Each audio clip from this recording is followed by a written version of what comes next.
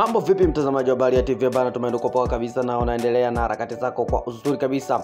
Makamu mwenyekiti wa Chama cha Mapinduzi CCM Bara Stephen Wasira amesema kauli ya no reform no election inayopigiwa chapuo na baadhi ya vyama vya upinzani sio hoja ya kisiasa, bali ni wito wa makusudi wa kuvuruga amani na kuvunja katiba ya Jamhuri ya Muungano wa Tanzania.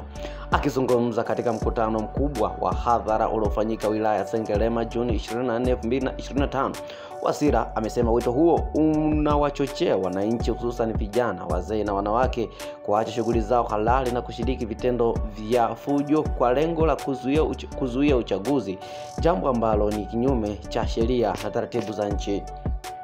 Kuna chama kimoja kinaitwa Chadema na kinasema no reform no election.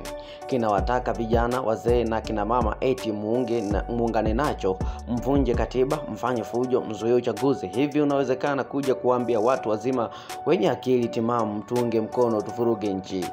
Wasira alitumia mfano wa wachimbaji wa madini wa Katoro alikokutana nao hivi karibuni, akieleza kuwa ni watu walioko kwenye shughuli za kiuchumi na kueleza wasikubali kupotoshwa.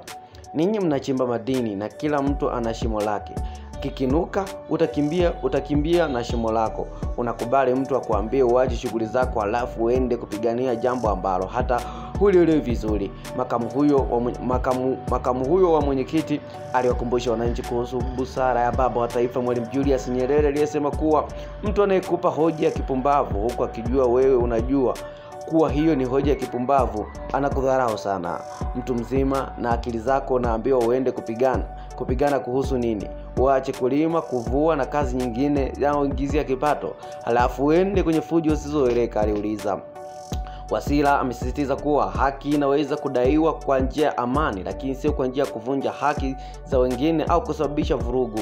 Amesema ni muhimu wananchi kulinda misingi ya katiba, kuheshimu sheria na kushiriki kikamilifu kwenye uchaguzi kwa njia ya kistaarabu na kuleta mabadiliko. Katika hatua nyingine, Wasira aliwataka Watanzania kutokubali kutumika katika vyombo vya kama chombo cha kuvuruga, bali washikamani katika kulinda amani na utulivu wa taifa.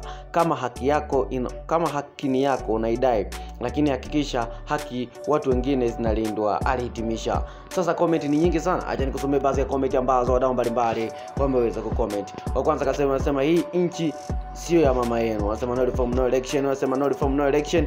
Huyo pia ameandika tu issue humo no reform no election. Anasema tunasimamia katiba ibara ya 8 kuwajibisha serikali tulioikabidhi mamlaka yetu.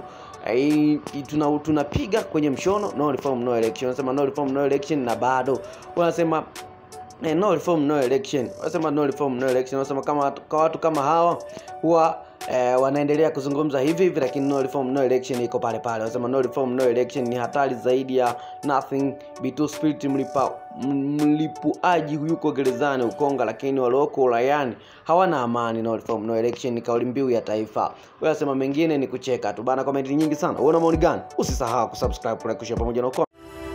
Asante kwa kuifuatilia Baharia TV. Usisahau kulike, kusubscribe, kucomment na kushare.